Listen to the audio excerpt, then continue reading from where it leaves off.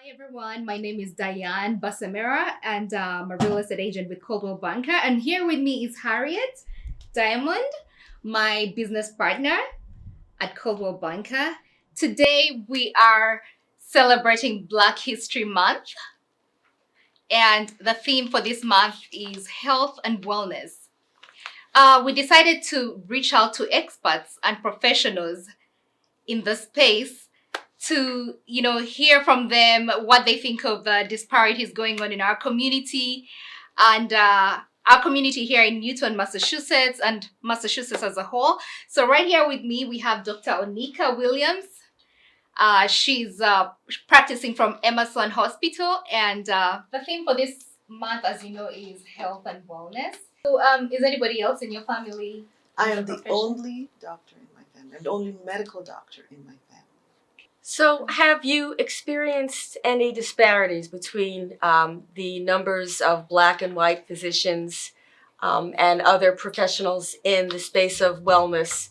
And if so, why do you think that is? If not, why not? So yesterday we celebrated National Women's Physicians Day.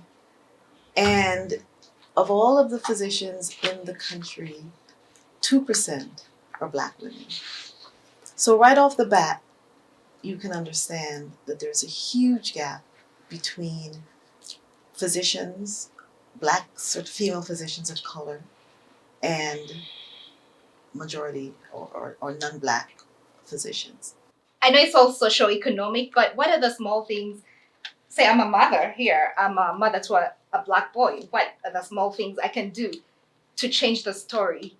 So it's a multi-pronged approach. Yeah. Right? The first approach, as we've certainly been highlighted through COVID, through George Floyd, is that there's an institutional discriminatory and racist practices that have evolved over generations that has to be dismantled, and there has to be an active and deliberate and intentional work, not just of Black people, but more so of the people who have the purse strings, who have the power, and who have the ability to change policy, to change practices, to be able to distribute the wealth in a much more equitable way.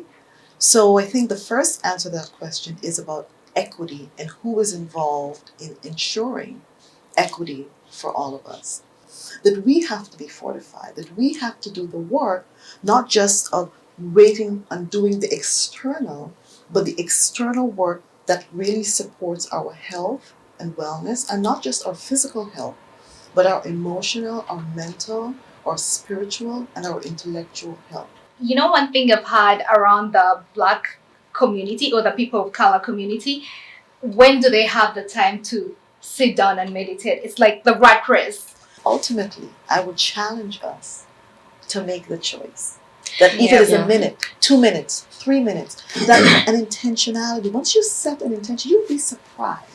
Once you set the intention. Right. And don't you think the challenge should also be to not only accept those personal rules of wellness for ourselves, but also to teach our children and the other members of the generations that we are taking care of and cohabitating with and so forth, that it's important as a group to do that? Well, that's what a lot of my work is about. It's about empowering, it's about educating, it's about elevating. It's about creating paths of thinking, of redefining the things that we've thought about for so long and that we have accepted as a norm. Redefining how we do some of those things. It's about understanding that we have our own internal islands of positivity where we can choose that, even if it is for a minute or two. But like anything else, we have to be taught.